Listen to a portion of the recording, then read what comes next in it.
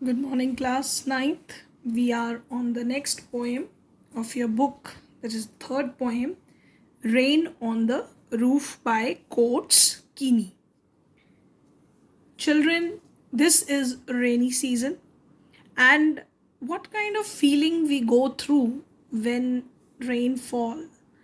We enjoy every drop of rain or whether we dislike it. Every human being, he has a different kind of effect with rain. We know we human beings are very close to nature, and when we see this nature blooming, especially when it is rainy season, every plant get plenty of water, nature looks so beautiful. Animals, they behave in different manner because they don't have proper shelter during the rain time, so it is a bad time for them. Human beings, every human being is different, so some of us might be liking the rain. We like to dance in the rain, some people enjoy the sound of rain, or some people might dislike rain. So, in this part of this poem, we are going to see how beautifully Coates Keeney presented rain on the roof, and when there is rain, what kind of feeling he goes through. So, that we are going to understand in this poem. So, I'll be explaining you the first stanza. Remember, underline the words which are here also underline them, and I'll be explaining the meaning to you of these words side by side. Keep noting that. When the humid shadows hover over all the starry spheres, and the melancholy darkness gently wipes in rainy tears, what a bliss to press the pillow of a cottage chamber bed and lie listening to the patter of the soft rain overhead. Now, poet is saying humid refers to the the thing which is full of moisture, and shadows here refers to clouds. We all know that clouds are full of rain, so here shadows is refers to clouds, that when the humid shadows hover, when that means there is the clouds are there in the sky, they hover means they move around in the sky over all the starry spheres. Starry spheres here refers to the night time when the stars are there in the sky. So the clouds are there in the sky, it is the night time, and the melancholy darkness. Here they are saying that darkness is sad, melancholy refers to sad. So poet is considering that darkness, because this is the time, what time of this poem is written is night time. So he is referring that darkness of night as melancholy. Gently weeps in rainy tears. Now he's saying, as he's referring the night darkness as sad, melancholy refers to sad. And you know that when somebody is sad, what happens? The tears flows from the eyes. And same here, the poet is comparing, as the darkness is sad and now tears are going to roll, because we know that when rain falls, it look like tears. So he said, gently weeps in rainy tears. This darkness is weeping, and as if rainy tears are falling. He compares the rain with tears. What a bliss to press the pillow of the cottage chamber bed. Now, poet in this time, he says he like that it is a blessing. He compares this rain as blessing. Bliss refers to blessing or happiness. When he press the pillow means when he lie down in his bed of cottage chamber. Cottage chamber refers to his bedroom. The room in the cottage, here it is refers to his bedroom, and lie listening to the patter of the soft rain overhead. So he like listening to the sound. Patter is the sound which is created when the raindrops fall on the roof. So poet like to listen that patter sound lying in the bed of the soft rain overhead. So we find that when during the night this poet, he hears the sound of rain, he feels this darkness, sadness is coming out with tears. Rain seems to him like the tears, and he likes to lie in bed. Now we find that how poet is comparing the thing. See children, in this whole paragraph, so many poetic devices are used. First, I will tell you that he has used alliteration. Alliteration means the similar sounding words. How? Humid, hover. They both are starting with H, H. So it is alliteration. Starry, spheres. Both are starting with S, S. So it is alliteration. Similarly, if you can find the similar words, for example, press, pillow. These two words very close by and they are sounding like the same. Cottage, chamber. So they have used the similar sounding words, so that is called as alliteration. You will find the alliteration in the rest part of the poem also. It is the poetic device used by the poet. Next is another image, another poetic device used here is onomatopoeia. Now what is this onomatopoeia? This is the sounding word which create an image of sound in our mind. This word patter, this words refers to the sound of the rain when it fall on the roof, that pitter patter sound when it comes on the roof. Now it is resembling, the word is resembling to the sound, so it gives an auditory image to us, so it is onomatopoeia.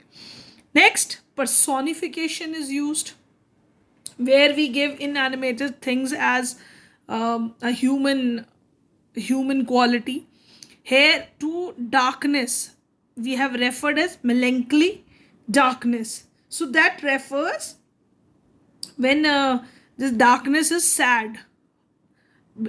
And darkness is a noun which does not means that darkness can be sad, but we are giving a human characteristic to darkness, so it is personification. Another poetic device used in melancholic darkness is that transferred epithet. How? Transferred epithet is the use of adjective with noun. Darkness is noun and melancholy is adjective. Here it is used in such a way that actually darkness is not melancholy, but what it refers to, darkness refers to sad people. So it is also transferred epithet. So personification, and it is also transferred epithet. So that's how poetic devices are used in the poem also. So first stanza, you have understood the explanation of the stanza plus the poetic devices used by the poet. Now next we'll move on to the next stanza, where poet is saying, every tinkle on the shingles has an echo in the heart, and 1,000 dreamy fancies into busy being start, and 1,000 recollections weave their air threads into woof, as I listen to the patter of the rain upon the roof. Now poet is saying every tinkle on the shingles, tinkle refers to the very short kind of ringing sound which rain create. Shingles refers to the rectangular wooden tiles which are used on the roof.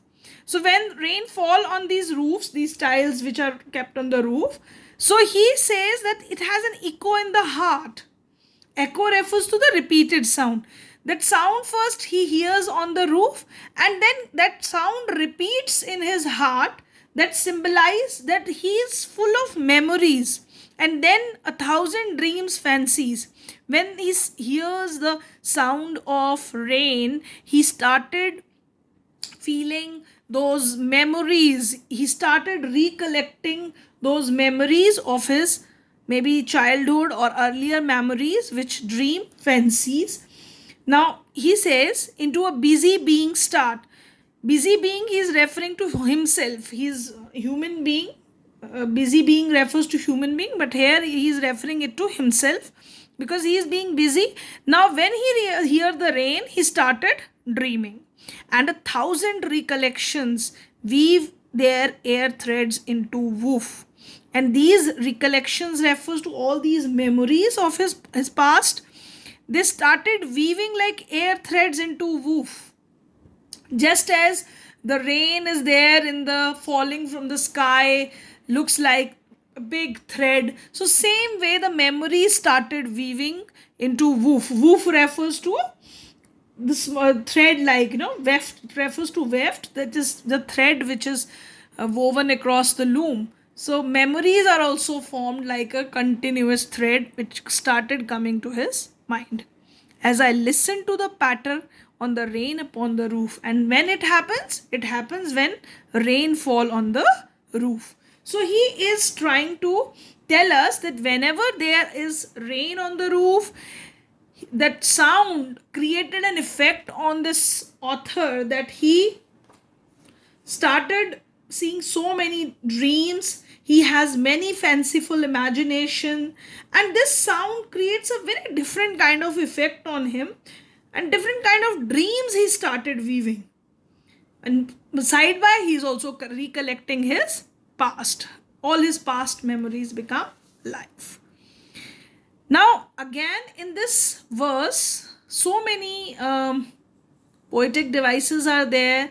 Now, as 4 poetic devices I have told you in the previous one, similarly, first alliteration is also there in this one, where he using busy being, is referring BB as similar sounding words. So also the similar sounding words are also there in this one. So busy being is also an alliteration in second verse. Apart from that, he is also personifying dreamy fancies. Fancies are not dreamy, but here, um, I'm sorry, dreamy fancies is transferred epithet.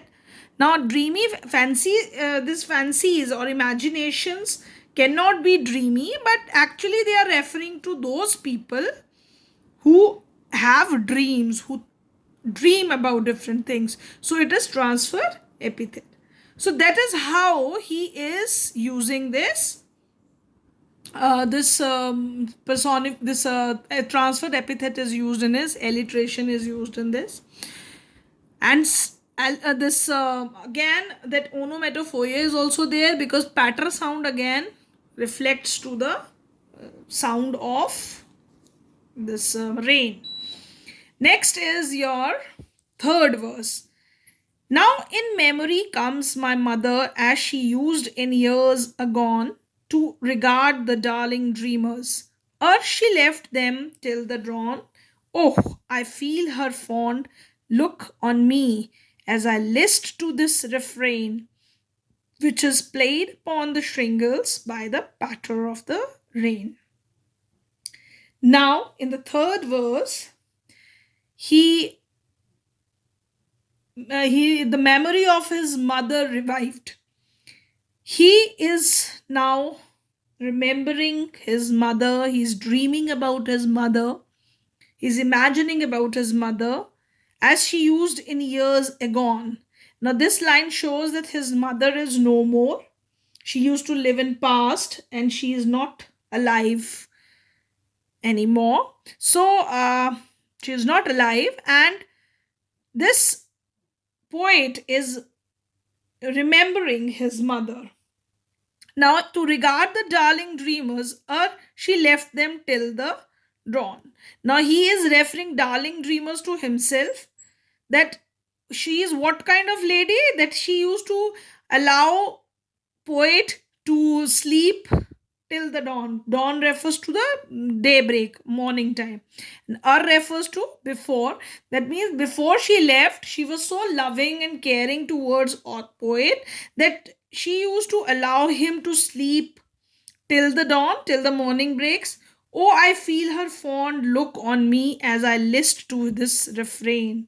Now he remembered that how his mother used to look at him when how the loving way she used to look at him. So he feels his mother when this rain sound is there, and he at this moment, oh, I feel her fond look on me. He's feeling at this moment when the sound this rain is falling on the roof. He is visualizing that sound. He's visualizing in that sound that his mother is seeing him at this moment, and with a loving look, his mother is looking at him. So he is relating this raindrops with his mother, where he feels as if his mother is looking at him. As I list to this refrain, which is played upon the shingles by the patter of the rain. Now, refrain refers to a repeated sound. When he recalls his mother like that, when this refrain, this repeated sound of rain, refrain refers to the repeated sound. And he says that this sound, when he hears, it falls on the shingles. Shingles, again, this is the tiles which are on the roof, and the patter of the rain here, he hears, he memorizes, he recalls his mother who is no more. So the whole poem tells us how poet recalls his mother, what kind of feeling he goes through, what he likes when it rains. So this poem depicts all these things here to us. So now you will already the whole poem is explained to you. Again, in the third verse, if I ask you where are the alliterations used, so I think now you will be able to tell that darling dreamers. See, the words DD is repeated, so alliteration is used here. Can you find any other place where the alliteration is used? So if you don't find, it's okay. Otherwise, you can go through this. Again, the patter is used here in this, which is this sounding words, which refers to this onomatopoeia, where the rain sound is there. Tinkle is also the rain sound, so it is also an onomatopoeia.